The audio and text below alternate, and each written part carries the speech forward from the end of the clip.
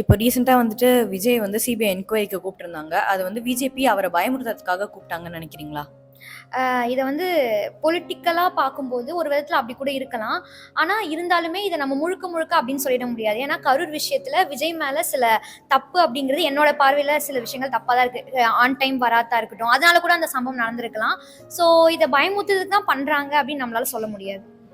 இப்போ ரீசெண்டா வந்துட்டு விஜய் ஆஃப்டர் இந்த ஜனநாயகன் மூவி இஷ்யூஸ் வந்ததுக்கு அப்புறமா பொலிட்டிக்கலி வந்துட்டு அவர் இன்ஆக்டிவா இருக்காரு. ஸோ அதனால அவருக்கு வந்துட்டு அரசியலை விட படம் முக்கியம்னு நெனைக்கிறீங்களா? ஆக்சுவலா இந்த கேள்வியிலேயே எனக்கு ஒரு சின்ன இது இருக்கு. பொலிட்டிக்கலா ஜனநாயகன் படம் பிரச்சனை வந்ததுக்கப்புறம் இன்ஆக்டிவா இருக்காரா அப்படின்னு கேட்டா இல்ல. அவர் முன்னாடில இருந்தே பொலிட்டிக்கலா இன்ஆக்டிவா தான் இருக்காரு. ஸோ நீங்க எப்படி இந்த ஸ்டேட்மெண்ட்ட சொல்றீங்க அப்படின்னு நீங்க நிறைய பேர் என்ன பார்த்து கேட்கலாம். ஸோ அதற்கு நான் சில உதாரணமான சம்பவங்கள்லாம் முன்வைக்க நினைக்கிறேன். உதாரணத்துக்கு இந்த எஸ்ஏஆர் விவகாரம் அப்படிங்கிறது இந்தியாவில் மிகப்பெரிய அளவில் போயிட்டு இருக்கு. இந்த எஸ்ஏஆர் விவகாரத்தில் விஜய் அவர்களுடைய பார்வை என்னன்னு கேட்டா கேள்விக்குறியா தான் இருக்கு. அதே மாதிரி ரீசெண்டா நடந்த கவின் ஆணவ படுகொலை அந்த விஷயத்துலயுமே அவர் எந்த ஒரு குரலுமே கொடுக்கல. முழுக்க முழுக்க அவர் கரண்ட் அஃபேர்ஸ் படிக்கிறாரா அப்படிங்கிறதே வந்துட்டு எனக்கு மிகப்பெரிய கேள்வியா இருக்கு. அந்த வகையில பார்க்கும்போது அவர் பொலிட்டிக்கலா இன்ஆக்டிவா தான் இருக்காரு.